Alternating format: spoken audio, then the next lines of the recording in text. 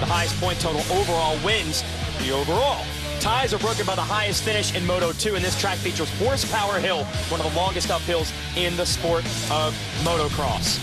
So I'll tell you what, folks, Chad Reed, well, he's got some momentum because he won the first moto a little bit earlier today. We will take you through how he got this done. And it starts, of course, in motocross with the start. And this was a very tough one here at Washougal. Now he had a nice line right up the inside, straight to the corner, ducks around the inside, while Tedesco, who had a good start from more in the middle, went wide. And watch all the carnage right here in this corner. A couple guys get sideways, boom, everybody goes down. Millsap's there in the orange and yellow, backing out of the way. Took him a while to get going. Tedesco in the yellow and blue. Back out front, Chad was trying to pull away from a batch of young kids. How about the 34, Matt Gerke, young kid out of Florida, the 48 of Tommy Hahn, young kid out of Kansas who now lives in Texas. Watch Hahn here. He wants to challenge Reed. He goes right around Gerke, and he would not let the 22 go. Meanwhile, watch this, Cody Cooper out of New Zealand, running in the top 10 in a horrible crash.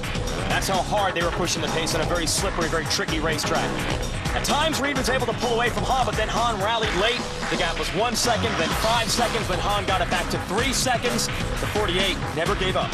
His best finish yet was a fourth, and then he went to third, and now a second, and he was looking at Chad Reed the whole time, and then we saw this guy from Belgium shows up with the fastest lap in practice in the first session, third fastest overall, and then backs it up with a third in the first moto. Grant, he didn't light it up in practice, but he's been fast. He looked confident and comfortable, but Short had his problems. never got comfortable in the race. No, neither did Short.